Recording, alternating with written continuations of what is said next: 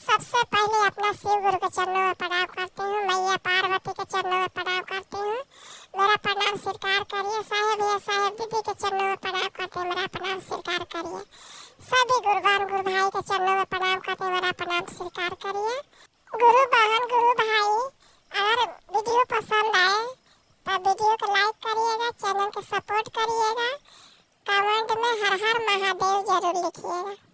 भांग पी के गाड़ी मत चलाइहा हो, मोर डराए बरसा जानवा, देवा घर में लागल भारी मेलावा हो, मोर डराए बरसा जानवा, देवा घर में लागल भारी मेलावा हो, मोर डराए बरसा जानवा। भांग पी के गाड़ी मत चलाइहा हो, मोर डराए बरसा जानवा, भांग पी के गाड़ी मत चलाइहा हो, मोर डराए बरसा जानवा।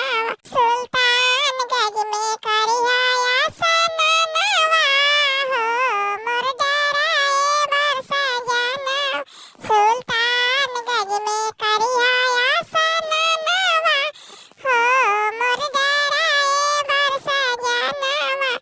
भर लिहा कलशा में जलवा हो, मोर डराए बरसा जानवा, भर ली कलशा में जलवा हो, मोर डराए बरसा जानवा। कांवर उठा के देवघर जाइहा हो, मोर डराए बरसा जानवा, कांवर उठा के देवघर जाइहा हो, मोर डराए बरसा जान।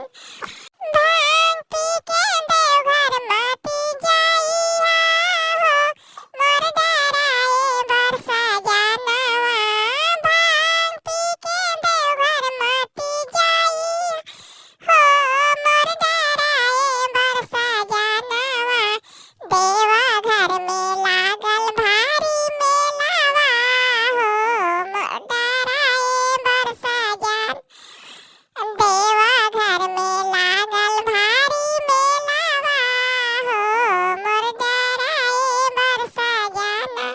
जहाँ जहाँ देखिया शिव गुरु के मंदिलवा, जहाँ जहाँ शिव गुरु के मंदिलवा, सिरवा झुकाए दाया मंगिहा हो, मोर डराए बरसा जानवा, सिरवा झुकाए दाया मंगिहा हो, मोर डराए बरसा जानवा।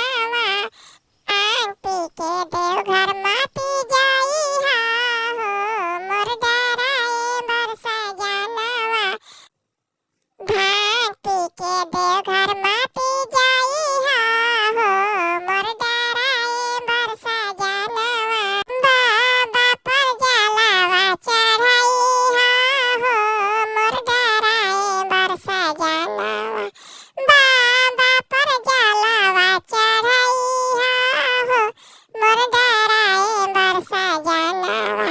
बासुकीनाथ के दर्शन करिहा हो, मोर डराए बरसा जानवा, बासुकीनाथ के दर्शन करिहा हो, मोर डराए बरसा जानवा।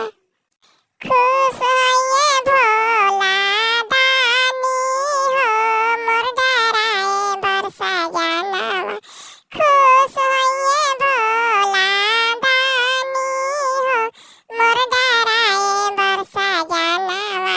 भर दिए खाली झोली हो, मोर